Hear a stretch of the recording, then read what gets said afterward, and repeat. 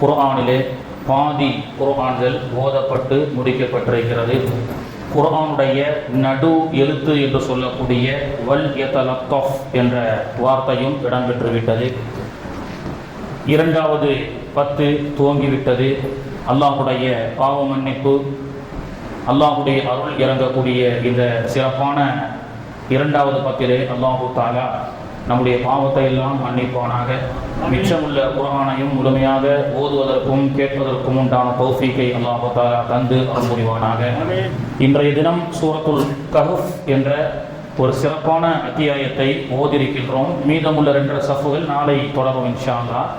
சூரத்துல் கஹஃப் என்பது, இதனுடைய சிறப்பை பற்றி அல்லாஹுடைய தூதர் ஸல்லல்லாஹு அலைஹி வஸல்லம் அவர்கள் சொன்னார்கள், மன் கரஅ சூரத்துல் கஹஃபி ஃபி ஜும்அத்தி, யார் ஜும்ஆ தினத்தன்று சூரத்துல் கஹஃபை ஓதுவார்களோ அடுத்து வரக்கூடிய ஜும்மா நாள் வரை, கிட்டத்தட்ட ஒரு வாரம் எதிர்கால ஜும்மா வரை ஒளிமயமான வாழ்க்கையை அல்லாஹ் தருவான்.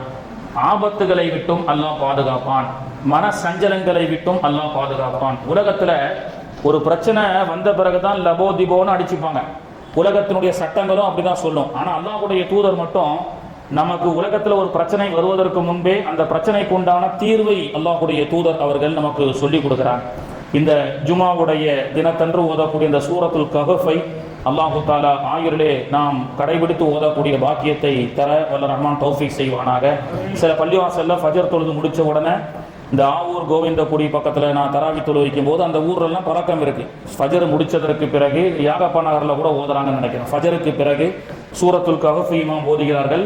அதிலே அமர்ந்து நிறைய நபர்கள் கேட்கிறார்கள். அதற்காக டீ ஏற்பாடுகளும் செய்கிறார்கள். அப்போ கண்ணியத்திற்குரியவர்களே, ஒளிமயமான எதிர்காலத்தை அல்லாஹ் இந்த சூரத்துல் கஹஃபிலே தருவான். ஒரு வாரத்துக்கு கேரண்டி அப்படின்னு ரசூல் ஸல்லல்லாஹு அலைஹி வஸல்லம் அவர்கள் நமக்கு சொல்லி காட்டுறாங்க. இன்னைக்கு நிறைய செய்திகள் பனி இஸ்ரவேலர்களை பற்றி நாம் பார்த்தோம். அதே போன்று தாய் தந்தைக்கு செய்யக்கூடிய துஆவை அல்லாஹ் கற்றுக் கொடுக்கிறான். ஒரு ஆசிரியர் கேள்வியை மட்டும்தான் கேட்க முடியும், பதிலை சொல்லி தர மாட்டார். ஆனால் அல்லாஹு தஆலா பெற்றெடுத்த தாய்க்காக தந்தைக்காக செய்யக்கூடிய துஆவை அல்லாஹ் கற்றுக் கொடுக்கிறான். வக்ஃபில் லஹுமா ஜனாஹதுல்லி மினர் ரஹ்மதி வ குர்ரப்பிர்ஹுமுஹுமா கமா ரப்பயானி ஸகீரா.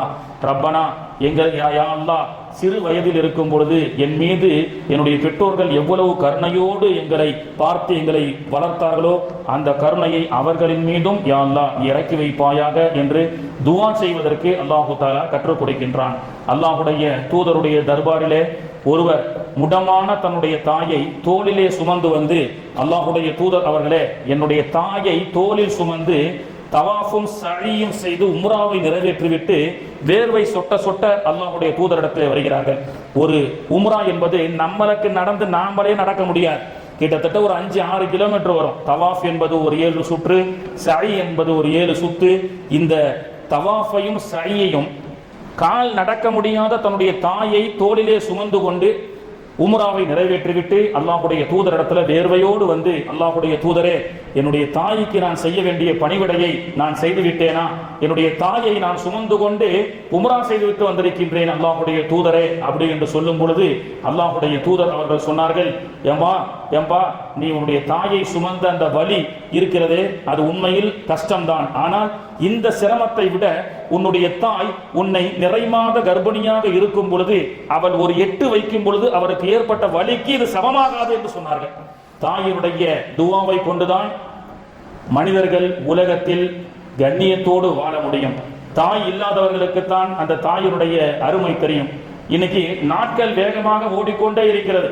இன்னைக்கு மனுஷன் வேகமா பிறக்கிறான், வேகமா வளர்றான், ஸ்கூலுக்கு சேர்றான், காலேஜுக்கு போறான், கொஞ்ச நாள் வேலைக்கு போறான், மௌத்தாயிடுறான். இன்னைக்கு நேரத்துல பறக்கத்தே கிடையாது. ஒரு நேரத்துல நம்ம எல்லாம் தராவி 15 வயசுல 97 முதல் தராவி தொழு வைக்க ஒரு ஊருக்கு போகும்போது லெட்டர் போடுவோம். லெட்டர் போட்டு, அம்மா நல்லபடியா வந்து சேர்ந்துட்டேன், எனக்காக துஆ செய்யுங்க. பதில் லெட்டரும் வரும். திருப்பி இன்னொரு லெட்டரும் போடும்போது 27 முடிச்சு நானும் போவேன், அந்த லெட்டரும் சேர்ந்து வரும். இது சில காலங்கள்.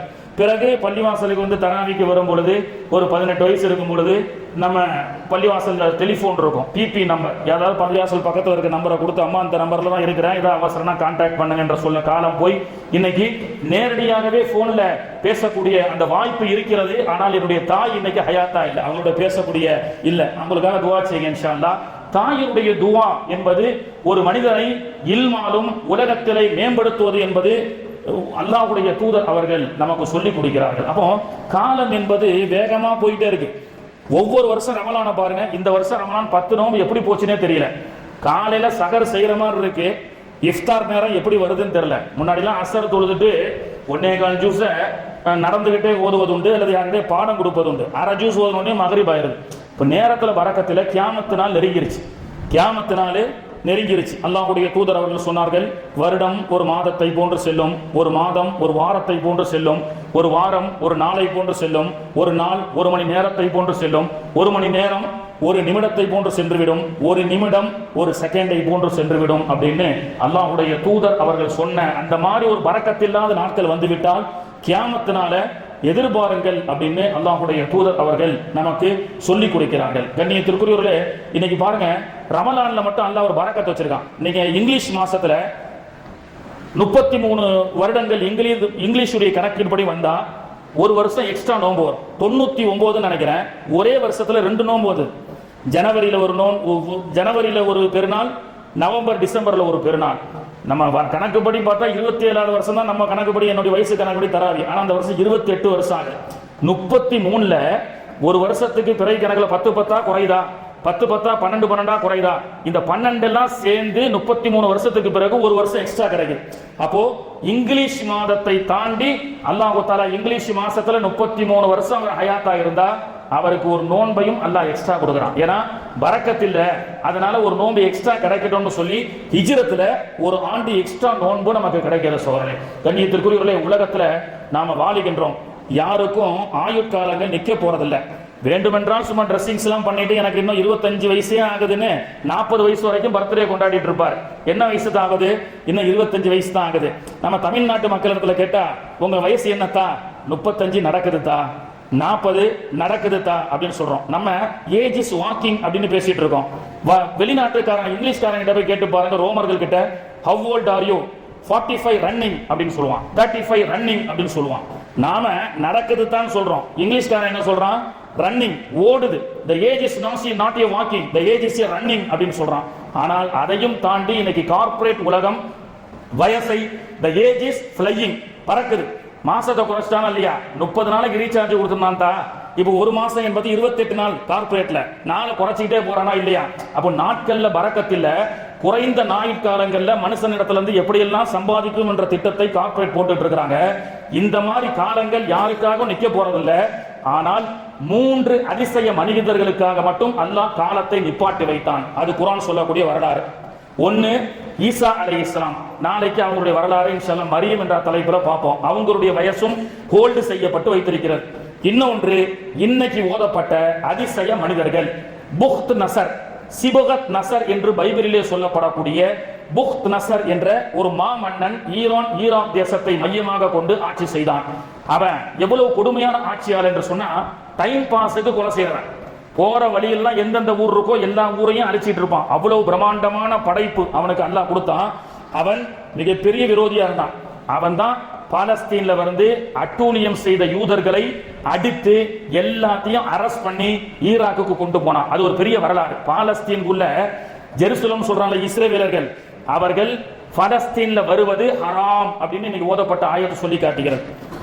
பாலஸ்தீனுக்குள்ள ஜெருசலத்துக்குள்ள அந்த புனித பூமியில யூதர்கள் முதல்ல அட்டூழியம் பண்ணான். அந்த அட்டூழியம் பண்ண யூதர்களை எல்லாம் அல்லாஹ் தஆலா சிபகத் நசர் என்று சொல்லக்கூடிய அந்த ஆட்சியாளர் மூலமாக அகற்றப்பட்டது. பைபிளிலும் சிபகத் நசர் என்று சொல்லப்படும் புக்த் நசர். இதெல்லாம் ஒரு பெரிய வரலாறு. இந்த வரலாறை பத்தி ஜும்மாவுல 5 வாரம் தொடர்ந்து பேசியிருக்கிறேன். யூடியூப்ல போய் பார்த்தீங்கன்னா இந்த வரலாறை பத்தி நீங்க பேசலாம், பார்க்கலாம். அப்போ ஷார்ட்டா சொல்றேன், 40 வருஷம் முதல்ல அகற்றப்பட்டார்கள் யூதர்கள். பிறகு திரும்ப வந்து உசைர் அலைஹிஸ்ஸலாம் மூலமாக மீண்டும் rebuild in temple of Israel, மீண்டும் அவர்கள் என்ன செய்யறாங்க? ஒரு டெம்பிளை கட்டுறாங்க. மறுபடியும் அநியாயம் செய்ததற்கு பிறகு அல்லாஹ் தஆலா இஸ்ரேலுக்குள்ள, ஜெருசலம் பலஸ்தீனுக்குள்ள யூதர்கள் வரக்கூடாது அப்படின்னு சொல்லிய ஆயத்துகள் தான் இன்னைக்கு இடம்பெற்றது. வகலைனா இலா பனி இஸ்ராயீல் கிதாப லதுஃப்ஸிதுன்ன ஃபில் அர்தி மர்ரதைனி, 2 முறை உனக்கு வாய்ப்பு கொடுத்தேன். முதல்ல 40 வருஷம், பிறகு ஆயத்து என்னைக்குமே வரக்கூடாதுன்னு சொல்லி ஒரு சட்டம் இருந்தது. அப்புறம் 1948ல அமெரிக்காவுடைய அந்த சப்போர்ட்ல மீண்டும் யூதர்கள் பலஸ்தீனை பிடிச்சாங்க. அப்படின்றத இன்ஷா அல்லாஹ் நாளைக்கு பார்க்கலாம். சரியா? நாளைக்கு எதனால வந்தாங்க, அவர்கள் வந்தால் இந்த சமூகத்தில் என்ன நடக்கும், இன்னைக்கு நடக்கக்கூடிய இந்த போர் உட்பட, நடைபெற்ற இந்த போர் உட்பட குர்ஆன் அழகாக தெளிவாக சொல்லி காட்டுகிறது யூதர்கள் செய்யக்கூடிய சூழ்ச்சிகளை. அப்போ அந்த சப்ஜெக்ட் ஒரு பக்கம் இருக்கட்டும். இப்போ இந்த அந்த காலகட்டத்தில் பலஸ்தீன்ல 33-35 வயசு வாலிபர்கள் என்ன செய்யறாங்க, அந்த மார்க்கத்தை பரப்புவதற்காக வருகிறார்கள். பலஸ்தீன்ல புக்த் நசருடைய ஆட்சி இருந்த காரணத்தினால் இஸ்லாத்தை சொல்ல முடியல. கவலைப்பட்டு கொண்டு ஒரு குகையிலே சென்று தூங்குகிறார்கள். அந்த வாலிபர்கள் தூங்குகிறார்கள். வலபிசு ஃபீ கஃபிஹிம் ஸலாஃபமியத்தின் வஸ்தாது திஸ்ஆ. அதாவது அல்லாஹ் சொல்றான், அந்த வாலிபர்கள் என்ன செய்யறாங்க, களைப்பா அவர்களோடு ஒரு நாயும் போன வரலாறை குர்ஆன் அழகாக சொல்லி காட்டுகிறது. இன்னைக்கும் அந்த இடத்துக்கு போனா கஃப் குகைவாசிகளையும் அந்த அவர்களோடு அடக்கம் செய்யப்பட்ட அந்த நாயையும் பார்க்கலாம். இப்படி அவங்க அந்த ஊறப்பட்டு கவலைப்பட்டு இந்த மாதிரி புக்த் நசருடைய ஒரு மோசமான ஆட்சி இருக்கிறதே அப்படின்னு சொல்லி கவலைப்பட்டு தூங்கினார்கள். தூங்கி எழுந்திருச்ச பிறகு அல்லாஹ் சொல்றான், வதஸ்ஸபுஹும் ஐகாலும் வஹும் ருகூதும் வனுகல்லிபுஹும் தாத்தல் யமீனி வதாத்த ஷிமால். 300 வருஷம் ஃபிளாட்டா தூங்கினா என்னத்தாகும்? முதுகு ஃபுல்லா புண்ணு வந்துருமா இல்லையா? உடம்பு அழிவு போயிருமா இல்லையா? ஆனா அல்லாஹ் ஃப்ரிட்ஜில் வச்ச ஆப்பிள் மாதிரி அவங்களை பாதுகாத்தான். எப்படி பாதுகாத்தான்? அந்த காலத்துல முன்னோர்கள் சொல்லுவாங்க, தூங்கிட்டு இருக்கும்போது கூட காலை அசைச்சிட்டே இருக்கணும், இல்லாட்டா என்னத்தான் செய்வாங்க, மௌத்தாயிட்டார் அடக்கம் பண்ணிடுவாங்க. அதனால எமீனம் வஷிமான், சூரியன் உதயமாகும் பொழுதும் சூரியன் மறையும் பொழுதும் அவர்களை நான் புரட்டி போட்டேன் அப்படின்னு அல்லாஹ் தஆலா சொல்றான். தூங்கி எழுந்திருச்சு வந்து பார்த்தா ஊரே வித்தியாசமா இருக்கு. போய் ஒரு கடையில போய் ஜாமான் வாங்குறதுக்காக, உணவு வாங்குறதுக்காக காசை கொடுக்குறாங்க. அந்த காசை பார்த்தா அவர் கடைக்காரர் ஆச்சரியப்பட்டார். இவங்க ட்ரெஸ் கோடும் ஒரு வித்தியாசமா இருக்கு. 300 வருஷம் டிஃபரெண்ட்டுங்க. அந்த காயினை பார்த்த உடனே இது இந்த காயின் செல்லாதப்பா, இது பழைய நாணயமாச்சே அப்படின்னு சொல்லும் பொழுதுதான் அவர்கள் நினைத்தார்கள், நாம 300 வருஷம் தூங்கி இருக்கிறோம் அப்படின்னு சொல்லி அவர்களுடைய வரலாறை பற்றி அல்லாஹ் தஆலா சொன்னான்.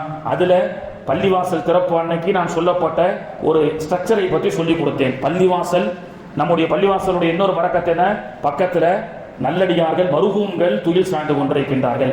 ஒரு கபரஸ்தான் சொன்னா ஒரு பள்ளிவாசல் என்பது வேண்டும் அப்படிங்கிற ஸ்ட்ரக்சரை அல்லாஹ் தஆலா 2000 வருஷத்துக்கு முன்னாடி இந்த குர்ஆனிலே அந்த அமைப்பை அல்லாஹ் ஏற்படுத்தி கொடுத்தான். 300 வருஷம் தூங்கி எந்திரிச்சிருக்காங்க. அந்த நல்லடியார்களை பார்க்கறதுக்கு எல்லாம் வரத்துக்குள்ளேயே அல்லாஹ் மௌத்தாக்கிட்டான். சரி, 33 வயசுல 35 வயசுல தூங்கினாங்கத்தா, 300 வருஷம் ஆயிடுச்சு. அப்ப வயசு என்ன இருக்கும்? வயசு என்ன தம்பி? 333 இல்ல? தாடிலாம் நரைச்சிருக்கமா இல்லையா? இல்லையே. அவன் உங்களை மாதிரி வாலிபரா எந்திக்கிறான் 33 வயசுல. அதான் அல்லாஹ் தஆலா கொடுத்த ஒரு பெரிய ஆச்சரியம். 33 வயசுல அவங்க எப்படி இருந்தாங்களோ அந்த 300 ஆண்டை அல்லாஹ் தஆலா கணக்கு பண்ணாம ஹோல்டு பண்ணி வச்சான். அல்லாஹ் ஏஜ ஹோல்டு பண்ணி அல்லாஹ் தஆலா வைத்தான். இப்போ அவங்க உடனே மௌத் ஆயிட்டாங்க. 300 வருஷம் எந்திரிச்ச உடனே அந்த அதிசய மனிதர்கள் வஃபாத் ஆயிட்டாங்க. அந்த ஜனாசாவை வச்சு சில ஊருக்குள்ள பிரச்சனை வருது. என்ன செய்யறது? சில பேர் சொன்னாங்க, அடக்கம் பண்ணி அவர்களுடைய உருவச்சிலையை வைத்து கோவிலாக மாற்ற வேண்டும் என்று சொன்னார்கள். உடனே அங்கே இருந்த அந்த நல்ல மனிதர் மன்னர் என்ன செஞ்சார்? அப்படி செய்யக்கூடாது. வழிபாட்டு தலம் என்பது வேற, தரிசிக்கும் தலம் என்பது வேற. வழிபாட்டு தலம் என்று சொன்னால் அல்லாஹ்வை வணங்கக்கூடிய பள்ளிவாசல், தரிசனம் என்று சொன்னால், சந்திப்பு என்று சொன்னால் ஜியாரத். எனவே அவர்களுடைய கபரஸ்தான் பக்கத்தில் இருக்கட்டும், பள்ளிவாசல قال الذين غلبوا على امرهم لنتخذن عليهم مسجدا, அவர்களை ஒரு இடத்தில் அடக்கம் செய்யுங்கள், பக்கத்தில் ஒரு பள்ளிவாசலை கட்டுங்கள். லனத்தஹிதன்ன அலைஹிம் மஸ்ஜிதா என்று சொல்லப்பட்ட பள்ளிவாசல்ல நீங்க தொழுகணும்னு சொன்னா 2000 வருஷத்துக்கு முன்னால் நடைபெற்ற அந்த பாரம்பரிய பள்ளிவாசலை பலஸ்தீனிலே அவருடைய அடக்க ஸ்தலத்தில் சென்றால் பார்க்கலாம். குர்ஆன் சொல்லக்கூடிய பள்ளிவாசல். அந்த பள்ளிவாசலிலே தொழுகுங்கள், தொழுது முடித்து விட்டு அவர்களை சென்று ஜியாரத் செய்யுங்கள். அப்போ வழிபாட்டு தலம் என்பது வேற, தரிசிக்கும் தரம் என்பது வேற அப்படின்பதை அல்லாஹ் தஆலா சொல்லி காட்டுகின்றான். மன்சார கபர அபவைஹி ஃபீ குல்லி ஜும்ஆத்தின், ஒவ்வொரு ஜும்மா அன்றும் பெற்றெடுத்த தாய் தந்தை ஹயாத்தாக இல்லாத பட்சத்திலே அவர்களுடைய மன்னரைக்கு சென்று யார் வெள்ளிக்கிழமை அன்று ஜியாரத் செய்வார்களோ செய்யக்கூடிய அந்த மகனுடைய பாவத்தை அல்லாஹ் தஆலா மன்னிப்பான் என்று அல்லாஹ்வுடைய தூதர் ஸல்லல்லாஹு அலைஹி வஸல்லம் அவர்கள் சொன்னார்கள். அல்லாஹ் தஆலா அத்தகைய நல்ல வாக்கியத்தை தந்து பெற்றோருடைய ஆசி பெற்று என்று துஆவை பெற்ற நன்மக்களாக வாழக்கூடிய பாக்கியத்தை அல்லாஹ் தஆலா தந்து அருள் புரிவானாக. ஜெருசலத்திலும் பலஸ்தீனிலும் இஸ்ரவேலர்களை அல்லாஹ் ஹராம்னு சொன்னானே 1948 அவன் போய் உள்ள புகுந்ததற்கு பிறகு உலகத்தில் என்ன நடைபெறும் என்ன நடக்கும் என்பதை இன்று ஓதப்பட்ட ஆயத்திலும் நாளைக்கு ஓதப்படக்கூடிய ஆயத்திலும்